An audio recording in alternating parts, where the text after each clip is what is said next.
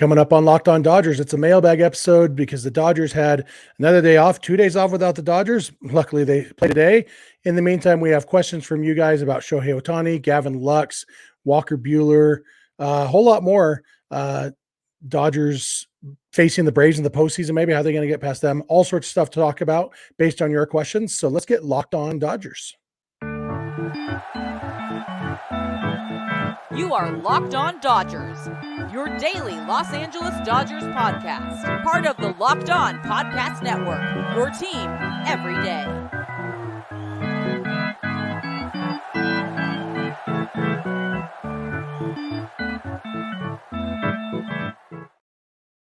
Hey, Dodgers fans, this is Locked On Dodgers, part of the Locked On Podcast Network, your team every day. Thank you for making Locked On Dodgers your first listen every weekday morning.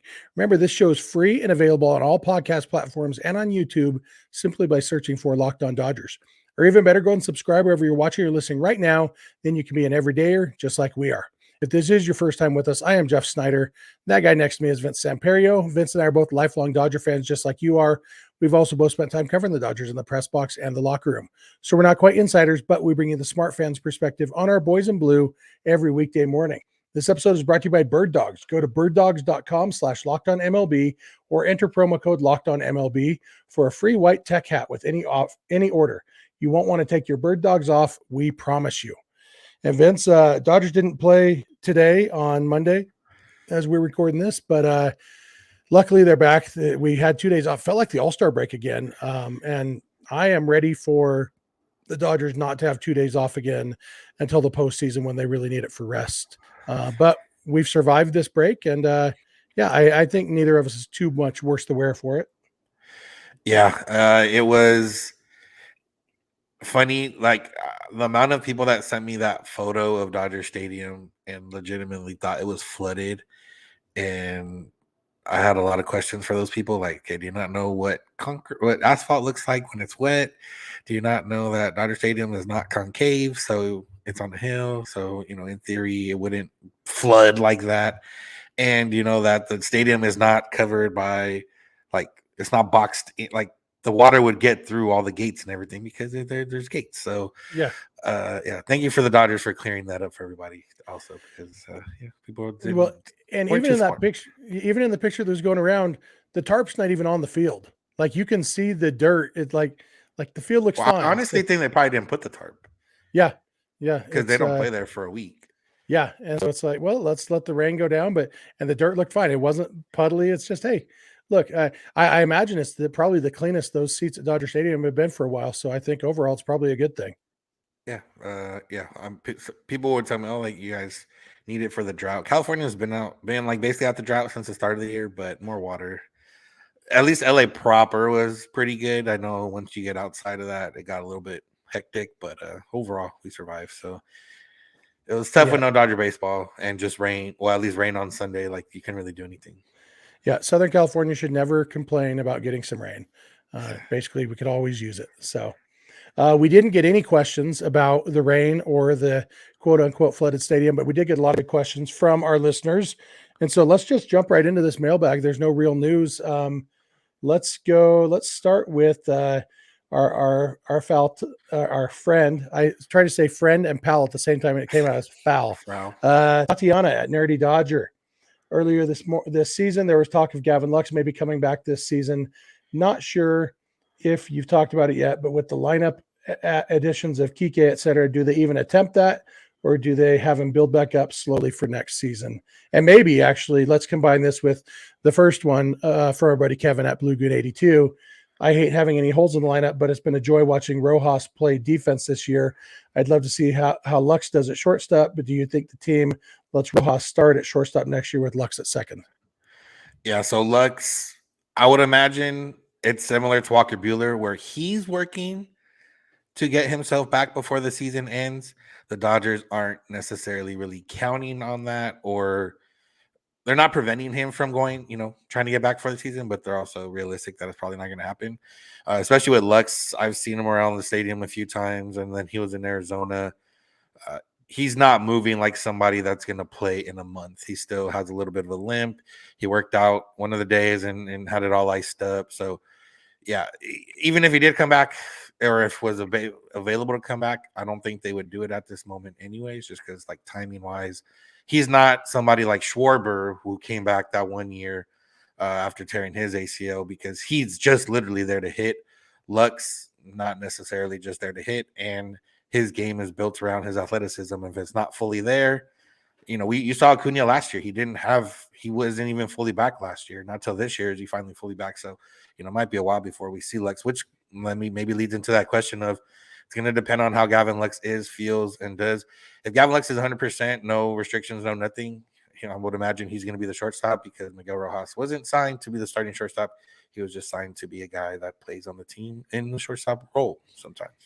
Yeah, everybody knew the kind of defensive shortstop that Miguel Rojas was when the Dodgers traded for him, and yet Gavin Lux was slated to be the starting shortstop even then. So nothing has really changed, and Lux is a better athlete than Rojas, and so has potential to be as good defensively as Rojas. We don't know if he'll live up to that potential, but I think they'll definitely give him the shot. Yep. All right, let's get into one. This one's in my DMs from Esteban. He said, here's my question. How real are these statements regarding the Dodgers that no matter how good they're playing, there's still concern regarding October and their pitching, that no matter what, they will not make it very far due to their current rotation? What are our thoughts? I don't know where those statements come from, but Oh, they're from Twitter, probably. yeah, I don't believe in no matter what statements. I don't think anything is inevitable, and we've seen teams succeed with less than stellar teams, and we've seen teams fail with great teams. Unfortunately, as Dodger fans, we've seen that too often. There's nothing. It's easy to, I don't know. It's easy to think that everything's going to be like a movie or TV, and where the underdog always wins, or that things come back to bite the big winners, the big bullies. But that's not how it works. Sometimes the best team does win, and sometimes it doesn't. And so, yeah, I don't think there's anything inevitable. I think we won't have any idea what's going to happen in October until October happens, and the starting rotation could be awesome, or it could let them down. The offense should be awesome, but it should have been awesome last year too. And they had bad luck with runners in scoring positions. So the only way to really find out what's going to happen in October is to get to October and see. But overall, we talked about this after the trade deadline. The Dodgers didn't do quite as much as we would have liked them to do on the pitching front for October. It would have been great to get a frontline starter. But the fact is, the guys they have right now are pitching well against major league teams, and it's going to be major league teams they face in the postseason. And the offense will be facing major league pitchers, and so I feel relatively confident as I can, understanding that with how many teams? Like 12 teams 12. make the postseason. So even if the Dodgers are like the best of those teams, they have maybe 13% chance of winning the World Series heading into the postseason. And so that means an 87% chance of us being sad in October. But I'm definitely not going to dwell on those 87% chances until they actually happen. Yeah, it's weird to speak in absolutes in general in baseball. I've talked about this before. Even weirder to speak in absolutes or when it comes to the postseason, because if it was back in the day when whoever won the AL and whoever won the NL, whoever had the most wins, they just played each other in the World Series, then yeah, obviously in that realm, the Dodgers would have had some different World Series appearances and maybe had a better chance of winning World Series. But it's not like that. We've seen the Dodgers lose to wildcard teams. We've seen wildcard. The Marlins have never won the division, but have two World Series titles. There's no speaking in absolutes in the postseason. You never know what's going to happen. Madison Bumgarner was a good pitcher, and then one really good postseason, and now people think there's a misconception that he's in like Hall of Fame pitcher, which he's not. He's just a really good pitcher that had a very hot October and has pitched well decently in October beyond that. So you never know what's going to happen. We've seen, guys become, we've seen Eddie Rosario, destroy the Dodgers. We've seen Daniel Murphy destroy the Dodgers. Those guys are by no means anything good. And we've seen pitchers have hot runs as well. So who knows what'll happen. Yep, Lance Lynn could be this year's Madison Bumgarner. There you go. We've got more questions yours to answer. So thank you for making Locked On Dodgers your first listen every weekday morning, and please keep it Locked On Dodgers. This episode is brought to you by Bird Dogs. Bird Dogs, they've got khaki shorts, they've got pants, and everything they have makes you look good. They're designed to fit slimmer through the thigh and leg, giving you a truly sculpted look. Look, regular khaki shorts, they kind of suck. They're stiff, they're restricting. And what I do when I have to wear stiff, restricting khaki shorts is I complain about it and then I rip them. But Bird Dogs, instead of that, they just fixed it by inventing their own fabric. They invented cloud knit fabric that looks just like khaki but stretches so you get a way slimmer fit without having to sacrifice movement. It's all anti-stink and sweat wicking, so it keeps you cool and dry and you don't smell bad. And did I mention they look really, really good? I've told you guys before, but I'll tell you again. My son loves his Bird Dog shorts because when I tell him, hey, dress up nice, we're going somewhere that's kind of nice, he could throw on polo shirt and his Bird Dog shorts, and he looks really good. And that's pretty awesome. He's a junior in high school, and it's important to those boys to look good, and he loves wearing his Bird Dogs to school. So go to birddogs.com/lockedonmlb or enter promo code lockedonmlb for a free white tech hat with your order. That's birddogs.com/lockedonmlb or promo code lockedonmlb for a free white tech hat. You won't want to take your Bird Dogs off. We promise you.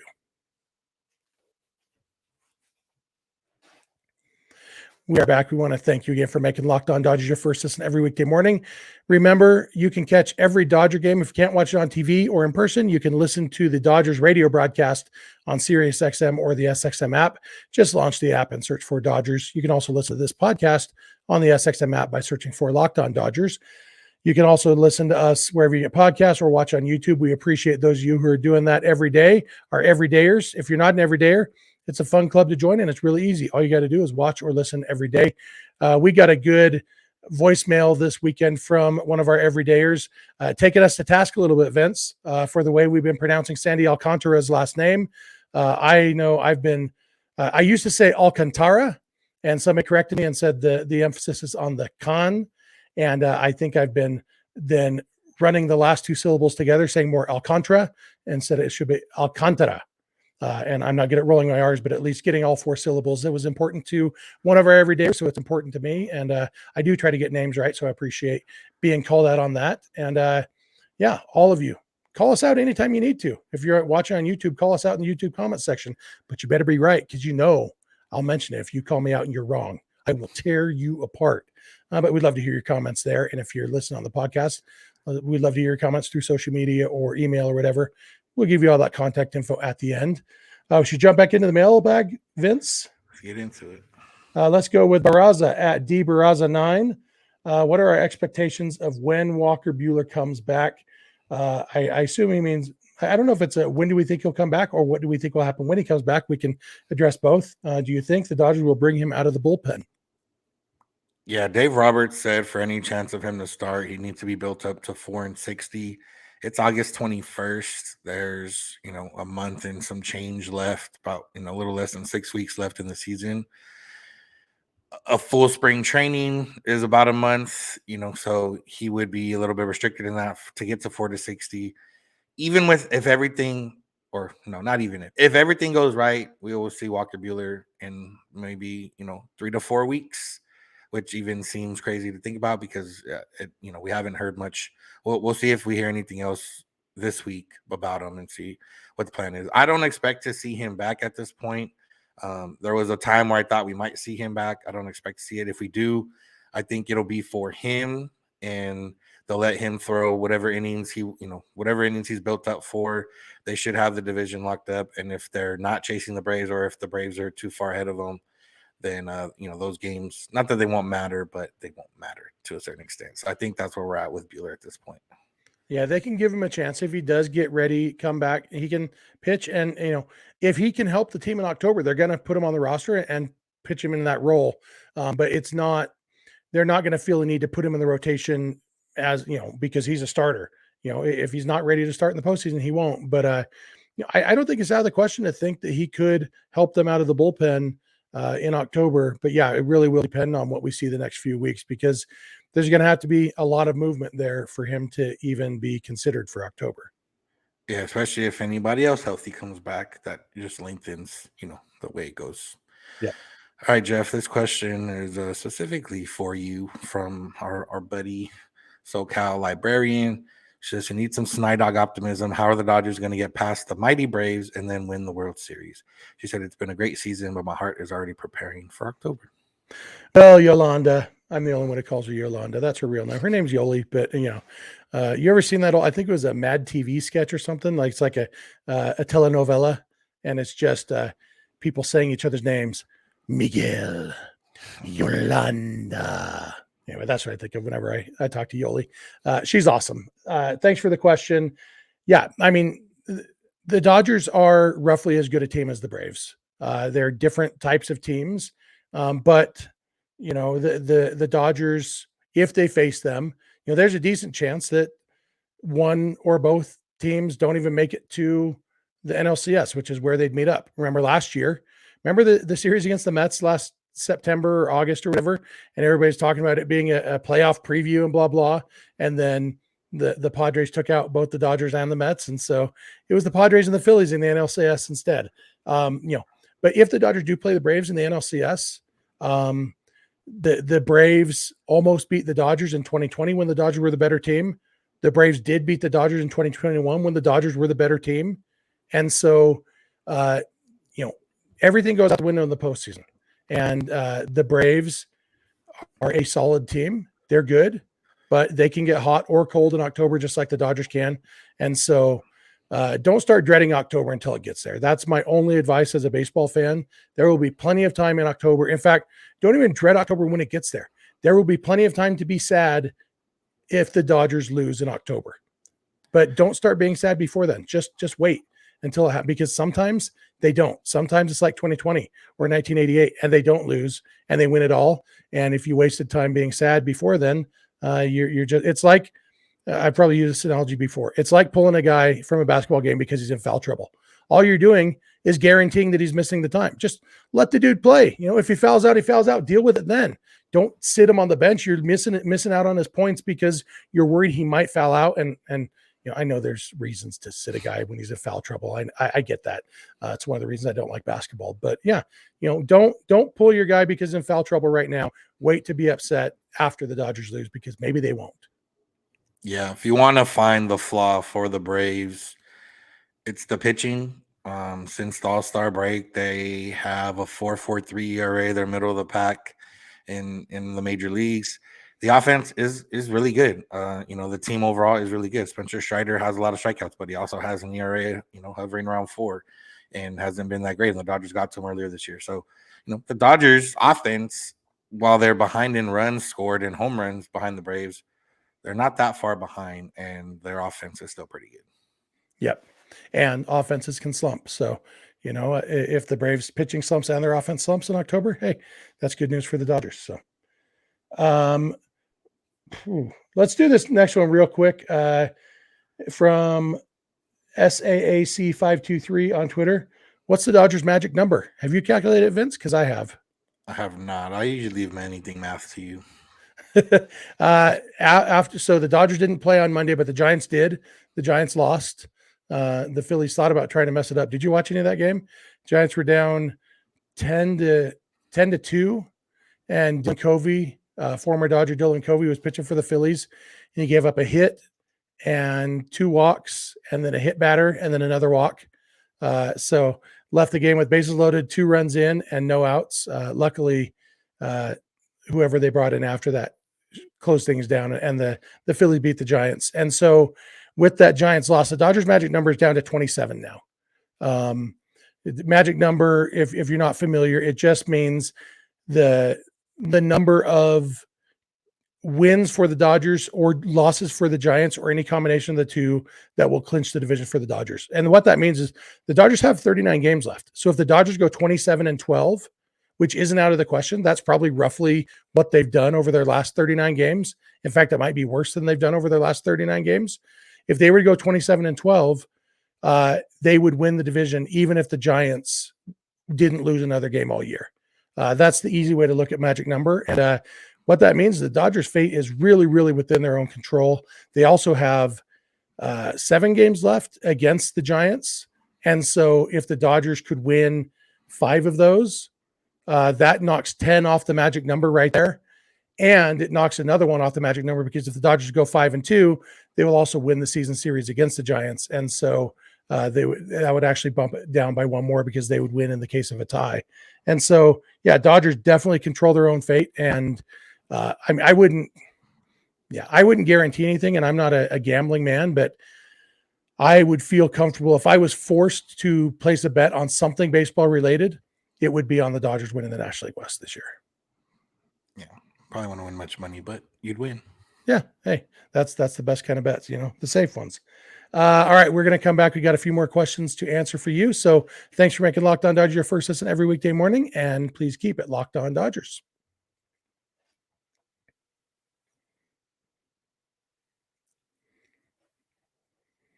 Hey, we're back. Thank you again for making us your first listen. I want to remind you again, we'd love to hear from you in the YouTube comment section or on social media or whatever.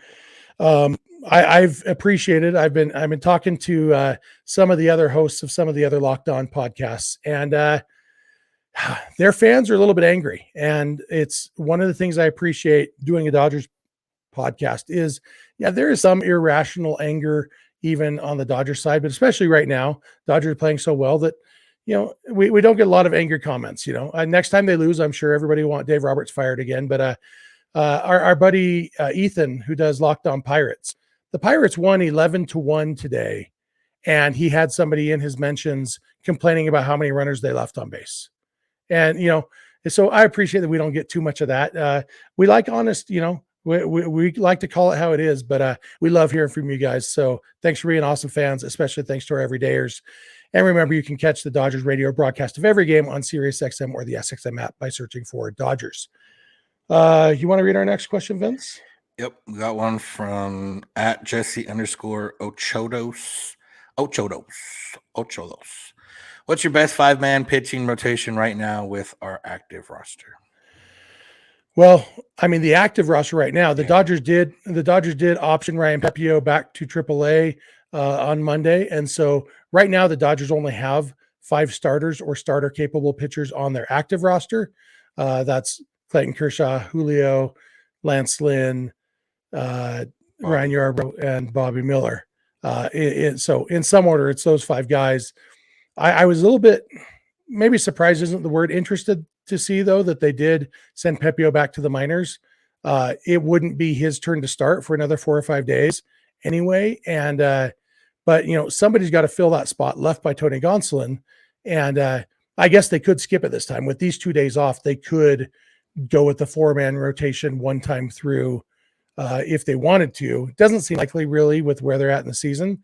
If he was the 27th man, did the options still apply? Like, he can just come back, or the IL stuff? I think the option rule still, actually, I don't know that for sure, since he was just up as the 27th man. So maybe they could call him back up when the time comes, in which case that's easy, because then they just send Brian Hudson back to the minors and call Pepiot up. I didn't remember that. Yeah, it could be. But it also could be as easy as they know that, Brian Hudson's going to have a lat strain in 4 days, and so they can put somebody in the IL and then they can get around it. One way or another, though, I expect Pepiot to fill that spot that Gonsolin vacated. They could go with Yarbrough, but I do think that I really like, and I think the Dodgers really like Ryan Yarbrough in the role that he's been filling as a long reliever and a piggyback type starter. And so I would expect that we're looking at, in some order, Kershaw, Julio, Miller, Pepiot, and Lance Lynn. And honestly, all 5 of those guys, that's potentially a really good rotation. And when we talk about, going to a 4-man rotation for the postseason, or even a 3-man rotation for the NLDS, if they wanted to, that leaves a couple guys with, more of that long relief potential in the bullpen. There's potential to be a really good starting and relieving staff for the Dodgers in the postseason. Yep, I agree. All right, our buddy Kevin again at Blue Goon 82. Here's a potential good problem to have if the Dodgers sign Shohei Ohtani. How does Kershaw's strict off-day schedule work with Ohtani's preference for a six-man rotation?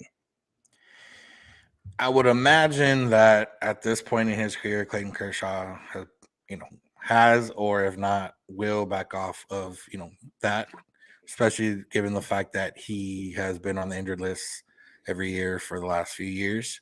So, I guess the question more would be like, do the Dodgers go to a six-man rotation? Like, is that something that is a sticking point for Ohtani? Like, if you want me to go every 4 to 5 days, depending on, days off and everything else, I don't want that. So, I won't sign with you type of deal. I don't know. I would imagine if that's like the only sticking point once they get to a certain, then they can figure it out. But yeah, I mean, they're kind of doing this right now in a sense, like with Yarbrough. Right now he's the piggyback guy, but in theory, he would just be added on an extra day. So I don't think there would be an issue with Kershaw. Like, the Dodgers came and said, hey, Clayton Kershaw, Shohei Ohtani wants to go six-man rotation or pitch.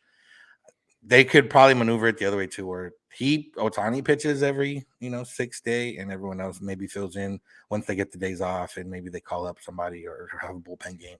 There'd be different ways around it. But yeah, I mean, I don't think it would be an issue. Yeah. If the Dodgers signed Ohtani and Kershaw came back, I can't think of any team more perfectly set up to go with the six-man rotation. Because you got Kershaw, age and injury history would benefit from a six-man rotation. Ohtani likes it. Walker Buehler coming off Tommy John surgery would definitely benefit from a six-man rotation. Bobby Miller coming off the most innings he's pitched in the full season would benefit from a six-man rotation. Tony Gonsolin coming off an arm injury, whatever it is, would benefit from that. Everybody involved, Emmett Sheehan or whoever, they have everybody they would have in this hypothetical situation would benefit from a six-man rotation. Yeah, that part too. All right. Do we have anything else?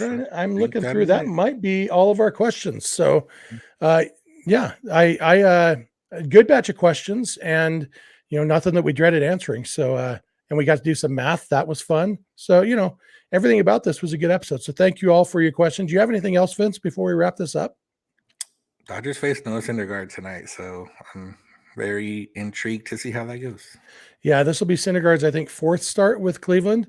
He's had mixed results. He's been okay. He's been better with them, I think, than he was with the Dodgers.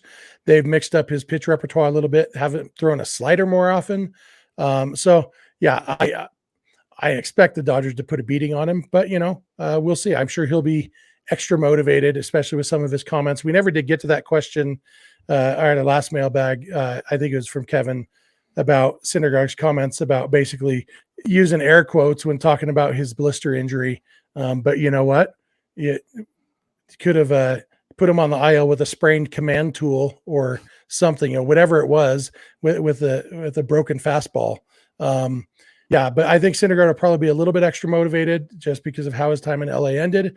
But motivation usually is not as strong a factor as good baseball playing ability. And he may have one, but I don't know that he has the other anymore.